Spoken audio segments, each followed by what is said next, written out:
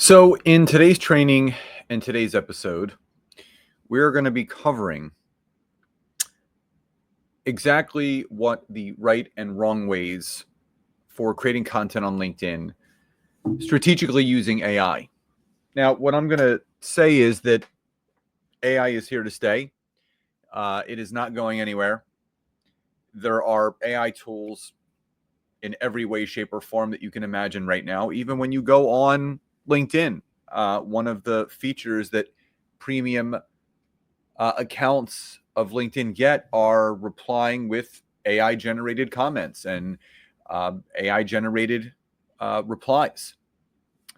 Now, what I'll say is that there's a few key points that I want to make in today's training, in today's episode, that I really want you to think about, because I know there's two camps of people out there. There are people that are all for leveraging AI, using it as a tool and a strategic way to elevate their brand, their content, their voice, their storytelling. But then there's a other camp of people that think that it's ruining all the platforms because of the generic nature at which some people are using it, which I understand. And that's what I want to clarify for everyone in today's training and today's episode. Now, before we jump into that, as a reminder, Nancy and I are doing a free workshop called Clients on Command, your LinkedIn content roadmap. And it is a free 3-day workshop from July 28th to July 30th, Monday through Wednesday, 12 to 1 p.m. Eastern Standard Time. And we're going to teach you our 3 favorite types of content that everybody should be posting on LinkedIn: text posts, polls, and newsletters. But also how to strategically use prompting strategies from AI to elevate your visibility, your brand, your voice, and also converting those people who view your content into eventual clients. So if you'd like to register, if you're watching on social, whether it be Facebook, LinkedIn, or YouTube, just type the word workshop in the comments and we'll send you the link to register. If you are listening on the podcast, super easy.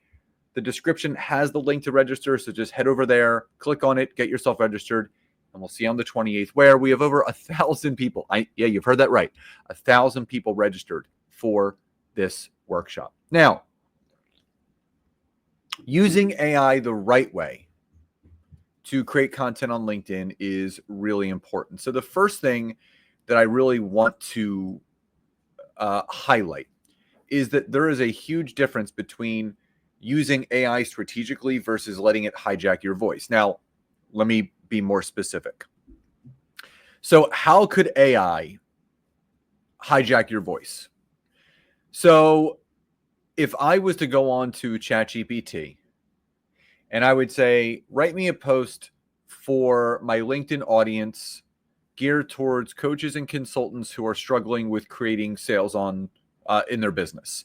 And I just hit the up button and it's going to spit out a piece of content. I copy it, paste it, and then post it on LinkedIn. That is letting AI hijack my voice because I'm not giving any directives. There's no prompts. None of that is involved. Now, using it strategically would be using a personalized GPT, which is a prompting tool that's connected to an AI source like ChatGPT, that basically when you click, there's a get started button that you would click, and it would say, hey, what kind of post would you like to create today? And I would write, I want to create a text post for my LinkedIn audience. The prompt would then, great, who is this post directed towards? And I would write back, this is directed towards coaches and consultants. Great. What is the first thing that you want to highlight in this post? And I would say, I want to highlight that there's a lot of people struggling closing sales on LinkedIn. The prompt would write back, great. That's a great start. What is the number one reason why you feel people are struggling with closing sales on LinkedIn? And I would write back, I feel that most people are struggling with closing sales on LinkedIn because they aren't looking to build relationships first. I would hit enter. It would say, awesome advice. what is a piece of advice that you can give someone who's struggling with that? And then I would write back. And then it would ask me another question, and I would write back. And then finally, the prompt would say something like, give me 3 hashtags that you would like to go along with this post. It would say, great.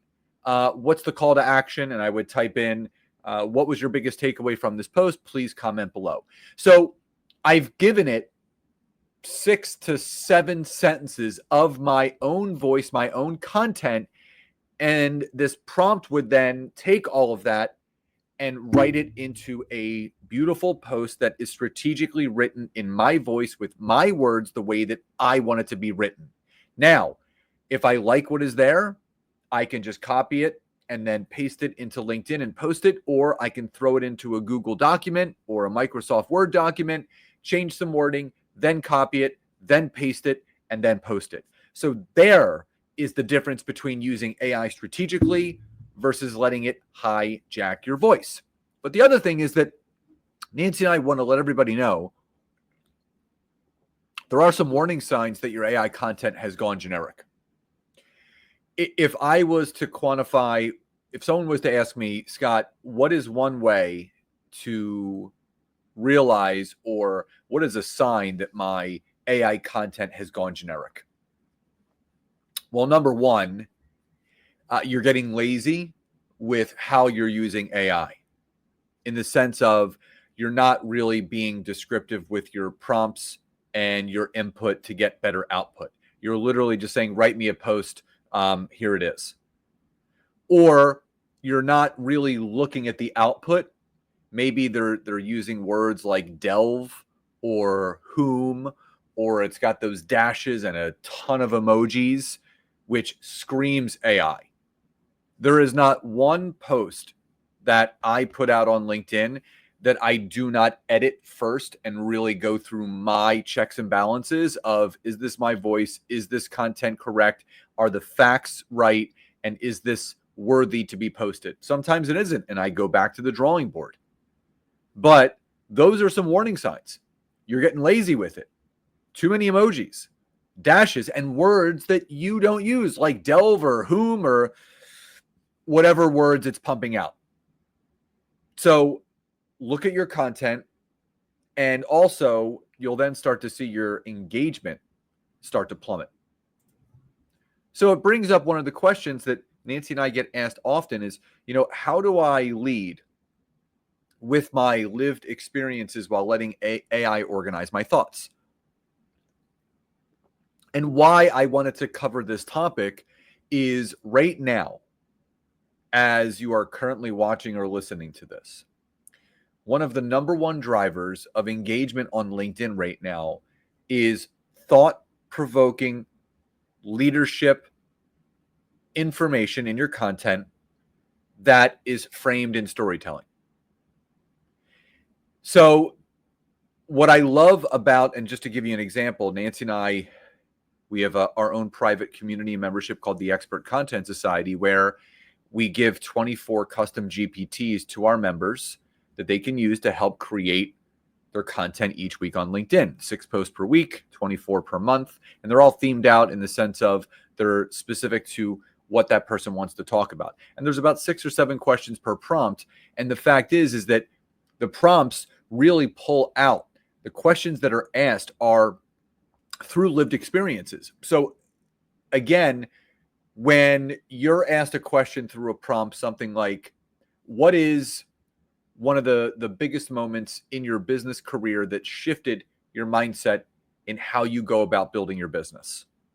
So when a prompt asks you that question and you really type in that lived experience, you're sharing your personal thoughts, you're sharing your story. And when you're utilizing AI and prompts the right way, it's going to really take all of the thoughts of what you put in your own voice, your own story. It will then organize it into a beautiful, constructed, thought-provoking post that is more than LinkedIn worthy. I can't express to you enough the importance of allowing your own true voice, vulnerability, through leadership in your content is going to bridge the gap between people that do not know, like, and trust you and how you can get them to know, like, and trust you. Because when you unveil yourself in that way, where people are getting to know you through your content, that lived experience, it's not generic. You're really going into fine detail of specific moments in time in your business career that shifted things. That is going to land much differently than letting an AI tool just write it for you. You have to get good at feeding good input to get good output so it can be organized in a way where it's crafted beautifully for a LinkedIn post. Now, though, also why we're always talking about this thought leadership and this storytelling is there is a big shift right now from corporate speak to authentic communication, meaning people don't want to read stuffy content. They want to read relatable content. When someone is reading a post, they want to really feel, they want to feel like that they're being spoken to. Now, just to give you an example, and this is, I was, at the time that I'm recording this, I was out all day yesterday. I haven't even had time to respond back to this post that I made the other day using one of the prompts that Nancy created through our Expert Content Society. So it's a quote tile. And I usually don't do quote tiles, but I am now. So the quote is, sales isn't just about closing the deal. It's about connection, trust, and actually listening. And what I wrote in this post was, I used to think sales was all about being persuasive, saying the right thing, landing the perfect pitch. But the longer I've been in the game, the more I've realized something deeper. The best salespeople aren't the best talkers. They're the best listeners. They make people feel seen, heard, understood. They built trust without forcing it. And they lead with empathy, not ego. If you strip away all the tactics, the scripts, and the pressure to perform, you're left with a simple truth. Sales is about human connection. That's what closes the deal every time. What do you think the most important skill in sales is? I'd love to hear your perspective. Share it in the comments below. And as it stands right now, there's about 20 engagement, 12 comments that I do have to write back. And people are talking, which is great. I can't express to you. And so again, this is a prime example of authentic speak. This is an authentic speak post. Now, this was done through answering specific prompt questions that basically build it into this beautifully written post in my words that obviously I edit and I take out certain things that I don't want, but I always talk about human connection. The more descriptive I am in the input, the better the output is. So this is the big shift from that corporate speak to authentic communication. But also, you want real strategies for creating content that converts perspectives into clients. So what are those real strategies? There are a number of them. The top strategy, and people ask me this all the time, Scott, how do you have people reaching out to you from your content? You have to give in order to get.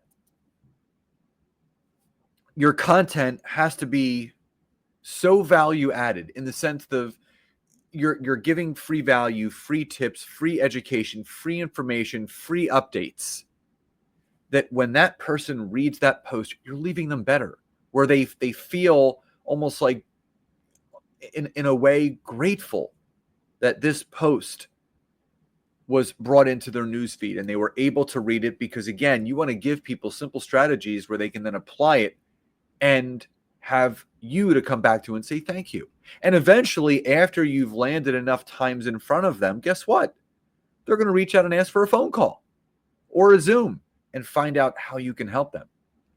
And these strategies are what we teach in our Expert Content Society with the membership and community that we've built, and the prompts. All the prompts are built around creating this content that converts prospects into clients.